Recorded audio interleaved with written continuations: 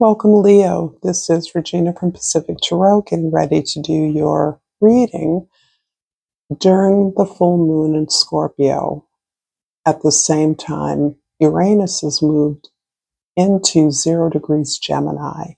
So these two inconjunct energies are representing in some way the energy of an in conjunction or a yod as the hand of God, kind of like a lightning strike, a very unusual combination that can produce a kind of a highly creative, intuitive result. Great for problem solving. So there's these energies going on within you, particularly within your home, foundation, family of origin. As an example, one of the things about the full moon is the full moon highlights, the moon itself is highlighting your 4th house, but the sun is highlighting its opposite house, the 10th house, which is the way in which you are seen by others, the way you identify with the world. And I'm suggesting right now, Leo, that this is occurring for you and to you. So I pulled from the Wild Unknown Archetypes, the One, and the guidebook reads, as one of its other names, One Love. So this is already marking the One as the greater, all-consuming love of intimate connection with every single fiber and cell in the universe. Our ability to experience this archetype firsthand is limited.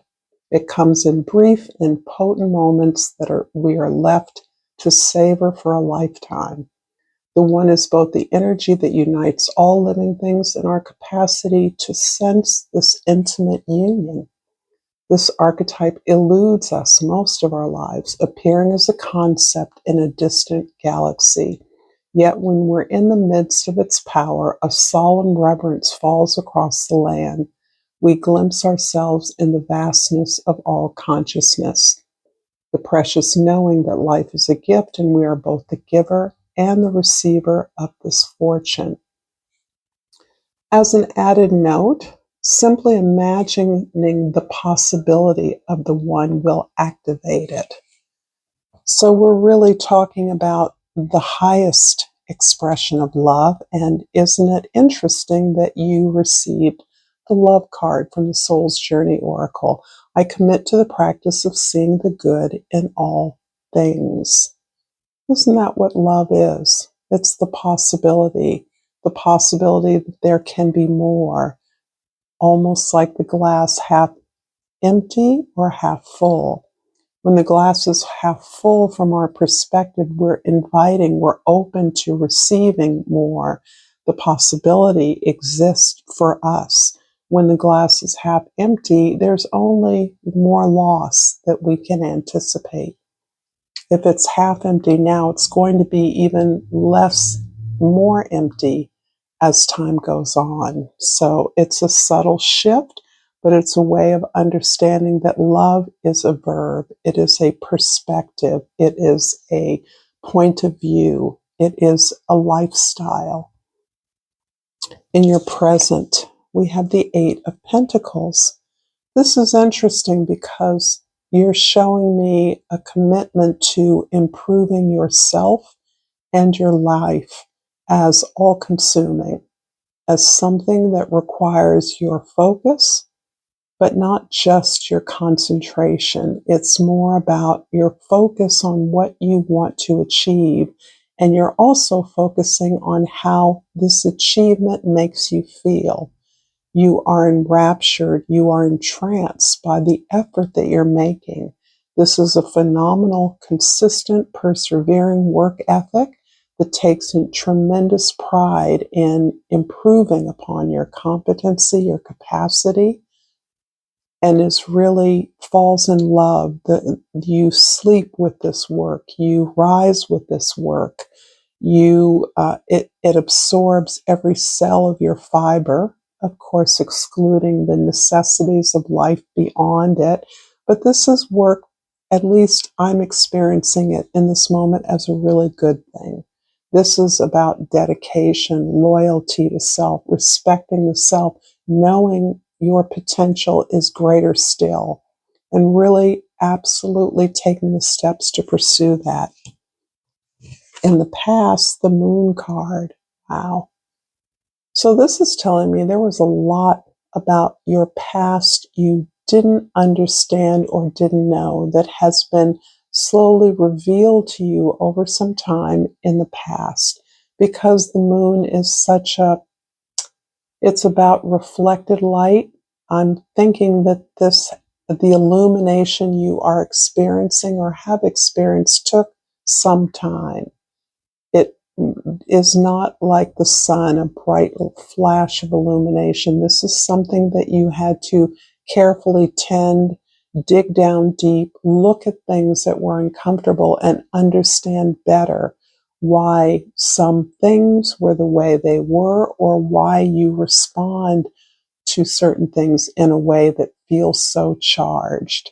This is taking, to the extent possible, some direction from our self-conscious, using it as a resource to help us clarify what our intention really is, directing ourselves in a way that is conscious so that we are not being controlled by negative experiences in our past, traumas we've experienced.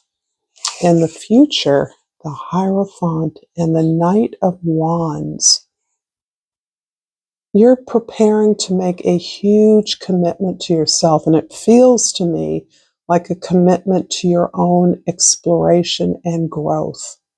This is something you're actually investing in, and you're understanding that as you make this commitment to your own expansion, development, that you are modeling for others, you are impacting others, you are in some way mentoring others to follow along, not necessarily in your particular activity or profession, but in any way that they can find legitimization, validation, credentials for the work that they are doing in the world, because that's really just the first step to a commitment. A commitment entails sticking with a program, a body, an organization, really working thoroughly for the service that it claims to provide. And if this is around education for you, this is something that is taking a lot of hard work and bravery, not because you're not intelligent. I think for many of you, it is probably the contrary. It's that you have so many mixed messages about the appropriateness of education or a particular kind of training would be for you. You may have internalized that you don't need a degree for some reason or other, and that may well be for you. But as you now seek to explore the world of growth and expansion, this is butting up against some childhood investments in the way you should or can't be. And I have to say, this represents for you something very, very fundamental. It doesn't matter what your age, you are embarking on a sort of citizenry education. This is how to be in the world. Kind of, in some ways, I think, looking back on one of the goals of higher education, for example, is to learn about the world, to see the world, to experience it in tangible, sometimes factual ways that help us to recognize that there are many ways to live life. I'm going to hope this is resonating for you, Leo. If it is, please like this video, share this with others if you feel inclined to do so. Subscribe to my channel, Pacific Tarot. I really appreciate all the love and support that you give me. You know who you are, and it matters. So thank you again. The moon in the past is clarified by the Emperor and the Page of Pentacles. The Page or the Eight of Pentacles, 2 cards please, is clarified by the Moon card again. So there's a pattern here. And the Hermit card. And for the Knight of Wands and the Hierophant in the future, 2 cards please. We have the 8, the 9 of Wands. Ooh, bunch. The Magician and the Star. Wow, I'm going to take these all. Beautiful. Okay, so in the past, the Emperor and the Page of Pentacles is showing up for you as recognizing your responsibility for your life, your experiences, your reality. That is something that has come about through long experience and maturation. So this is not something you understood initially. And this is telling me that you may have inadvertently given your power away to another or others who you believed would have your best interest at heart. And through trial and error, you've learned that only you know what's best for you. Only you can build the reality that you feel will empower you. And at this point, looking into your previous experiences and understanding them better has given you a more realistic and practical sense of your potential, of who you are, and what you need to do to actualize that potential. And it isn't waiting on others. This is really about you taking the bull by the horns and making things happen and knowing how to make things happen because of your level of maturity and the work that you've done to really unearth those uncomfortable truths about yourself, your behaviors, your choices in the past that did not bode well for you. In the present, the Moon and the Hermit over the 8 of Pentacles. So here the Moon shows up in your present, telling me that you are still on a very interesting path that is being highlighted in this full moon in Scorpio. You have gotten really comfortable with those dark aspects of yourself. You're no longer trying to be perfect. You have gone beyond the idea of how things look to others. And this is because this is a deep unlearning that is occurring for you. So you're trying to release what others think or what others imagine you to be or what you should do. And instead, if you're doing your homework, it looks like you're receiving some real guidance. And I would say that guidance can certainly be your ancestors, your spirit guides.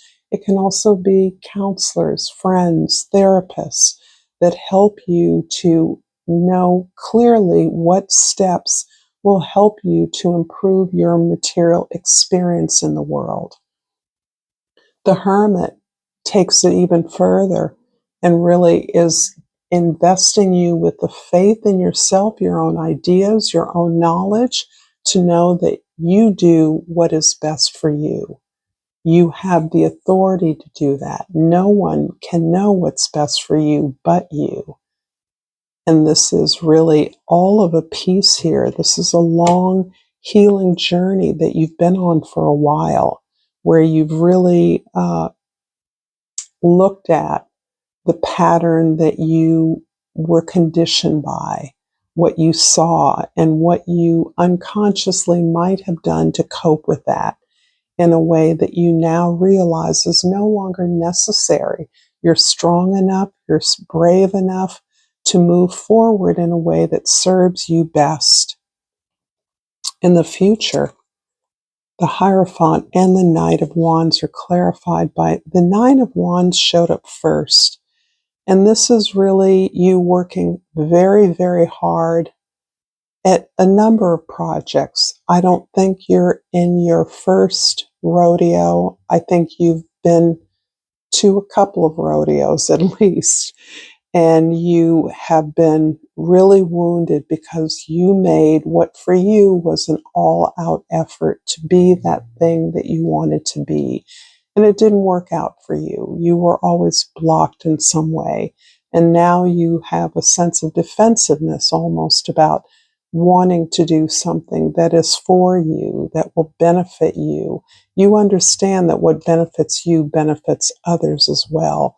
But this is really towards a commitment. This can also be a partnership that is looming as a possible business or romantic partnership. But the star and the magician together are incredibly powerful. And I have to say, you have a fair amount of higher arcana cards here. Not only do you have a vision, do you have a clear sense of what is best for you, what is right for you, but you're able to translate that into something with structure, something that translates into results, a manifestation, additional resources, or connections for others. And you're able to present that, to share that with others in a way that they understand, that empowers them. So this is making me think that this journey towards what may be a new training program, more education, learning a specific skill set or career path training is doing certainly as much for your community, your family, uh, the organization you work with than you possibly realize, even as you approach this as an individual growth and expansion for you, an empowerment of your gifts and your talents, the ability to see that you can make something happen, you can create something that can have this impact. So I'm feeling several threads happening at the same time, and it's incredibly beautiful coming from this very expansive sense of unity among all creatures and beings. I'm going to finish up this reading, Leo, with a flower oracle and hope you've gained some insight. And the African violet, spirituality. It's time to connect with what you believe. And the star here and the magician are showing your own magical manifestation potency at this moment to activate something that will improve your life and the life of those around you. So thank you so much, Leo, for this reading. Until next time, namaste.